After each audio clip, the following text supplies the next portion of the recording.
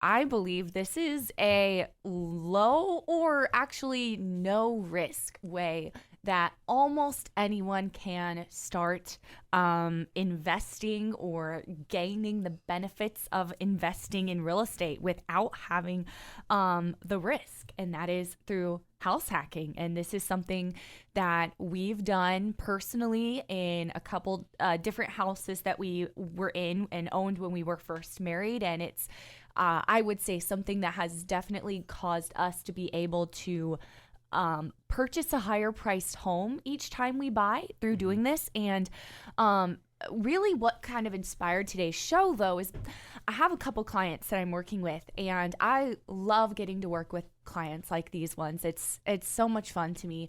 We've been doing everything virtually, and they're a young couple. They own a home in another state, and they're currently house hacking in that home. And there's a few different ways to house hack, which we'll talk about later on in the show. I just think about all the negatives with hacking, and you're making it sound so good. This is crazy. It sounds amazing. It's a funny word. I know. I don't really like the word house hacking, but anyway, so it's just what we're going to call it. So they're currently, they own a home in another state, and they live in the home, and they live in the master bedroom, and they are renting out all of the spare bedrooms as like long-term rentals. And their plan is to keep this home and turn it into an Airbnb, and then go on and purchase a home here in Oregon and house hack there again, live in the master room, and then rent out the spare bedrooms, this time on Airbnb, because we have actually a great area to Airbnb, surprisingly, our area is. So they plan on doing that, and then, after they live there for so long, turn that into a full-time Airbnb, move out, keep it, and then buy somewhere else. So that is just, like I said, in my opinion, this is such a low-risk, easy way that almost anyone can do to start gaining financial freedom. And like I said, there's different ways to do it, which we'll get into. I know that way that like my clients are doing it and that we've done it. You might be listening to this thinking like, well, that sounds like too much of a sacrifice because I like my personal space. Mm-hmm. And I get that. We'll talk about other ways that you can do it where you still get to keep your personal space. So, but that's just a little like introduction on what we're going to be chatting about. So I can already kind of hear this ringing though as the audience is listening to Mariah speak. What is house hacking? You can hear them thinking. I can literally just in my brain, this is what I think of, because Warren, like he said, I've never heard of house hacking. Well, why wouldn't, this is the question that I would revert to, well, why wouldn't you just buy the property as an investment property and have it as a rental? Great question, Why wouldn't Spencer. you just have it as a rental? Great question. Well, there's pros, there's cons, there's everything in life, right? It could just be because we're crazy, we're young, we're kids, whatever you want to call it, and we want to live in financial freedom. We want our assets to be working for us. And ultimately, I think it's really fun using other people's money, not mine, to pay my mortgage. I think that's amazing. And then ultimately, when you're house hacking, you're jumping from one property you're growing to another property you're growing, and you just keep building that financial portfolio into financial freedom. And so some of you guys might think, well, this isn't really my goal. Financial freedom, I like my job, I'm happy, I'm fine. Well, okay, maybe that's not for you. You don't have to own 5 properties. Maybe you just want to own 2. Live in one permanent residence, house hack the other. Let one house pay itself off, because that could be fun money for when it's paid off and you're retired. You have $1 million, $500,000 sitting there once your home's retired. But the difference when it comes to house hacking versus an investment property, I would say, is the benefits you gain when you house hack rather than invest into a rental because of the lending laws. You're going to have a by far more higher interest rate if you were to buy it as an investment property. Yes. In a traditional lending stance. And if you're a house hacker, generally what we see, you're not wanting to use a lot of your money as a down payment. You're wanting to usually do an FHA loan, 3.5% down. Make sure that mortgage is doable if you're renting out by the room, Airbnb, whatever you're deciding to hack the house as, and pay that mortgage with other people's money, not yourself. And if you were buying it as a investment property, not as a primary residence first at least, then you would have to put more money down than that. And another thing to add on to that, I can say, when we, at one point, we had in a house that we previously lived in, we had 2 different spare bedrooms rented out at a time. And when we were doing that, we were making more money from those 2 bedrooms being rented out than we would have if we were to go out and purchase a separate like rental property. We added the numbers and everything, and we were making far more, or netting far more than we would have if that were the case. So which for young individuals, though, at the time, that was so fun, and it was easy, and we had never done it before. This might even be before all these videos or prompts of house hacking was a thing, and it was just kind of hidden in the closet that nobody ever talked about openly. So here we are today, though. We're talking about house hacking. By far, we are not the voyagers. We are not the starters of house hacking. I don't want to get that wrong. People have been doing this forever. Warren was just talking about how house hacking in college. Well, it wasn't actually house hacking, but we were just rooming together. Is what we were doing. But that's another way to basically, if. And I know investors that simply just invest in college towns for that purpose. They rent out by the bedroom. So how long has this been going on? I mean, called house hacking. Is this a new innovation, or is this something that's been going on for like 100 years and I didn't know about it? I think the main thing is the term, at least, is like kind of a catchy phrase that for like young people like our generation, I think it's a catchy phrase that's trending right now. So it might just be the term. The internet boom. It's definitely been around, but it's the term is like maybe a newer thing. So you're talking about young kids, but I can see. But anyone can do it. I can see seniors. Let's say you've got people who've lost their wife or husband and they're all alone. They've got this big house and they don't know what to do with it. Yeah. Well, they could house hack, couldn't they? Yes. They could just say, I'm going to bring 3 other women into the house with me. They can all pay for their room. Definitely. We'll have the refrigerator. Everything marks it out. You got the kitchen and everything. Definitely. But you got your own room, your own privacy, and you've got the rest of the house. And your house hacking with seniors rather than younger people. Exactly. Definitely. And this is a really good point, though, for the audience out there listening. If maybe you just said, this is beyond me. I've already messed up. I already own rental properties. I can no longer house hack personally. Maybe it was because of your situation, your inheritance. You had tons of money you had to invest with, or you made a really good deal and you couldn't let it sit in the bank due to whatever reasons, and you needed to use that money, so it wasn't working against you but for you. It's not too late. You can always continue your portfolio. Use the investment properties you currently have. Take money out. Don't use any money out of your pocket, and keep rolling that into something else or investing into people, because there's nothing better than people, this economy growing, and educating this audience to know about these things. And real estate is a beautiful way and reason to do these. Couldn't you just house hack your real estate? You could. I mean, you've got 3 bedrooms. You could just say, I'm renting out the 3 bedrooms, and there you go, and it's house hack there, right? Yeah, I was talking to a veteran. He was a past client of mine, actually. Veteran VA benefits, beautiful benefits these guys have. If you're a veteran, talk to me. We got beautiful, beautiful packages we can get you started with and look into if you don't know already.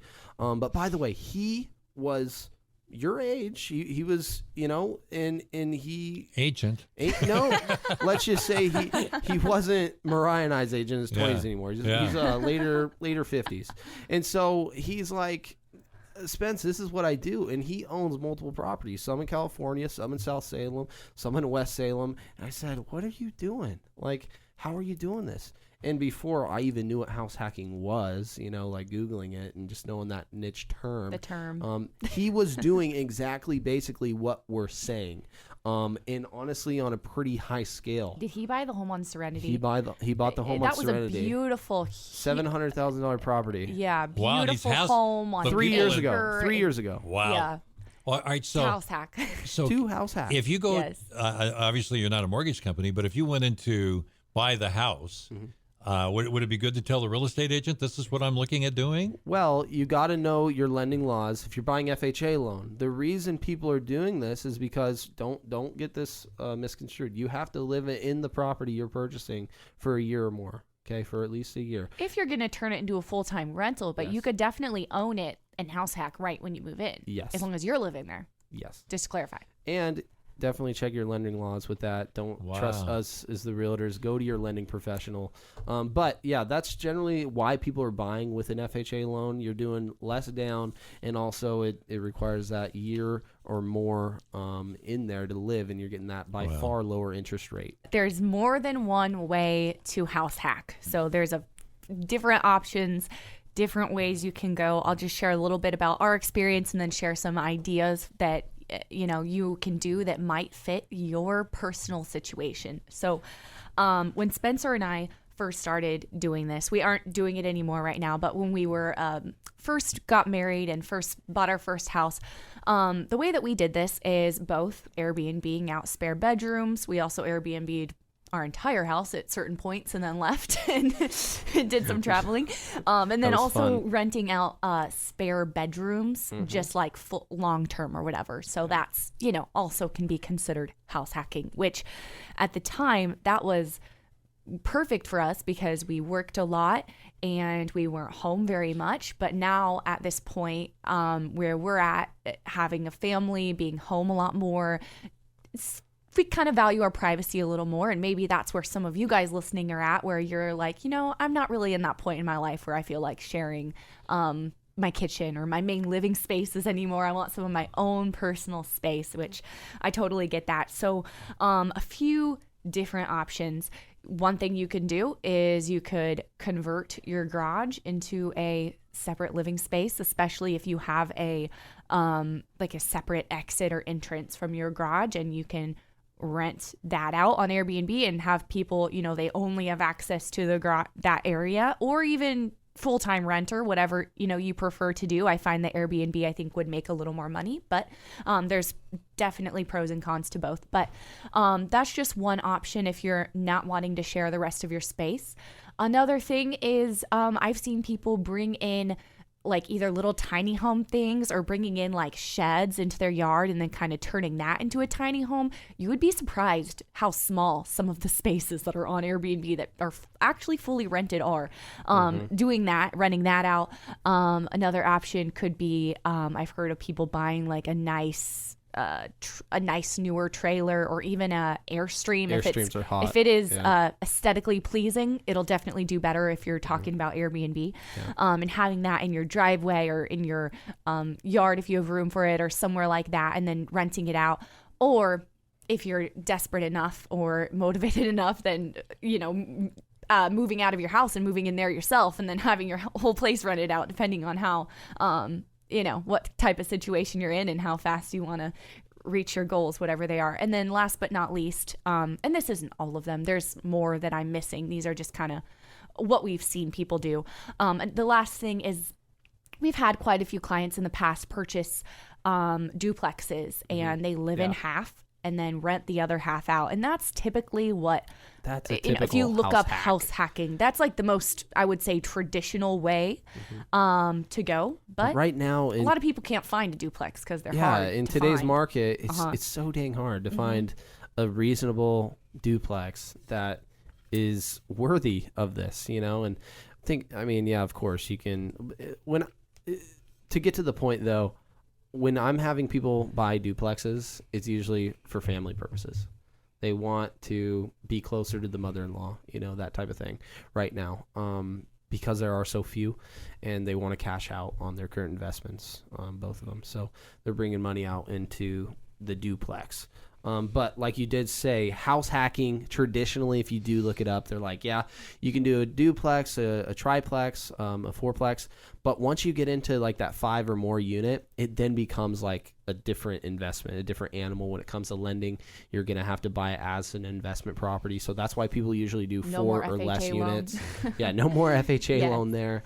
But if you are in a surrounding area that, has a fixer, has something like that going that might fix that need to house hack and have you live in one side while you rent out the other, that's a beautiful option and a super good way to get yourself started in real estate. I always say if you have just a few bucks, invest it into something. Don't let it just sit in the bank because it's not doing any work for you. It's really not. You're getting, I think, in a savings account right now, it's like it's 1%, a 10%. I don't even know. It's not a lot. You're not you're not No. getting much in any type of savings account out there in any traditional bank. So why wouldn't you gather up as much funds as you can, get yourself started? Usually people are starting with an FHA loan, buy a single family residence, make it happen, and keep rolling other people. Don't get this misinterpreted.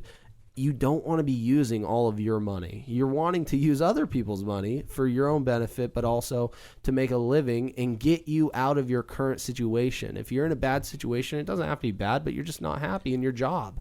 You want to escape that job.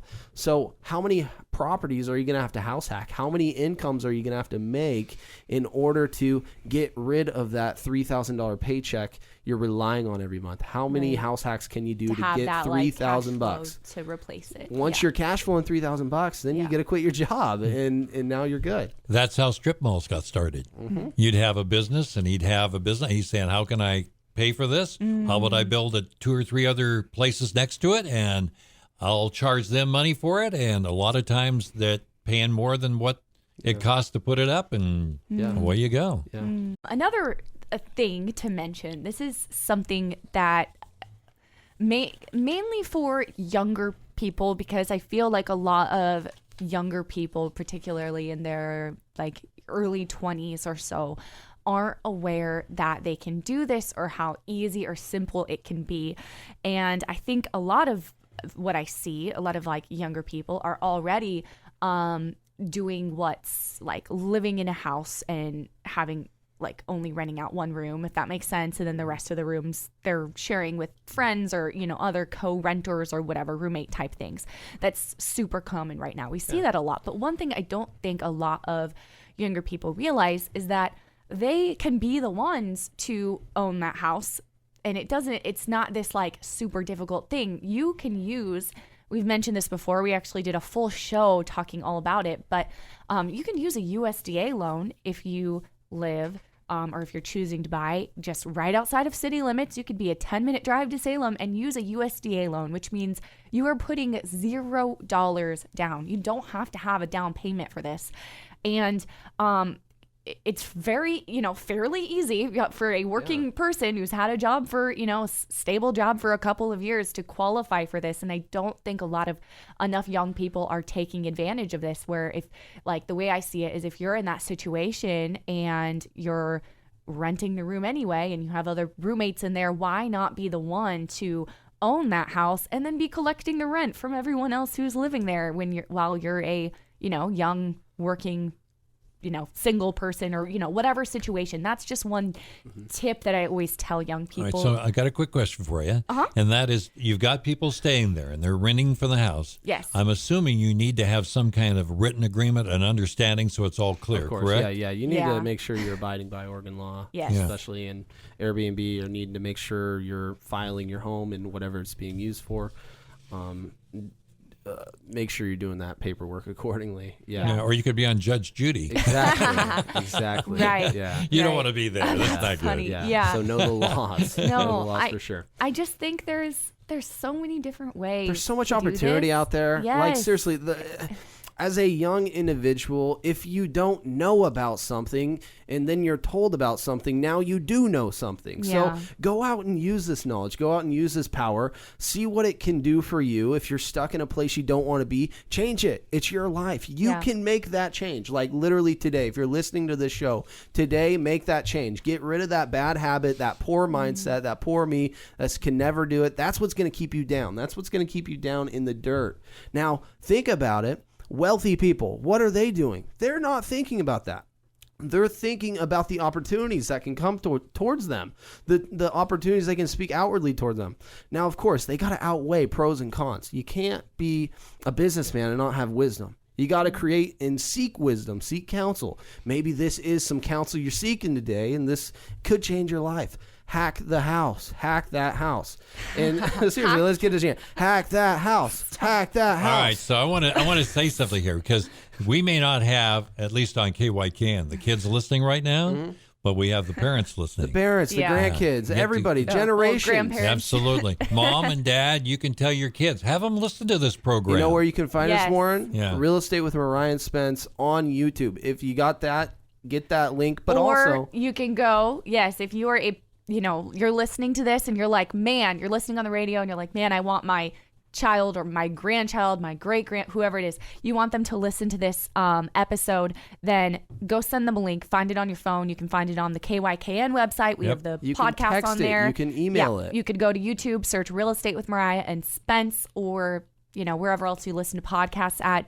Share this episode, and hopefully it will help them out. Now, That's our one goal. thing, though, I did want to add, though, people don't understand how they can actually find the house to hack with. We have a beautiful website, VettrusCrawfordRealty.com. That's VettrusCrawfordRealty.com. One more time, VettrusCrawfordRealty.com. We have a beautiful thing called Property Watch. It's a link on our homepage. Click it, and you can fill in specific things you're looking for. If it's an investment property, if it's a duplex, if it's a triplex, you can put in that information. You can put in how much you're willing to purchase it at for that purchase price, how many bedrooms, and then you can even do it area specific, area codes, MLS. And you can use this no matter where in the U.S. you are looking. You That's can the use beauty. this search engine. So Yes, Berkshire it Hathaway, out. we're known for the biggest referral clientele in the nation, on the globe. We can get you connected with any real estate agent in your area. All you have to do is ask, reach out to us at VettrusCrawfordRealty.com.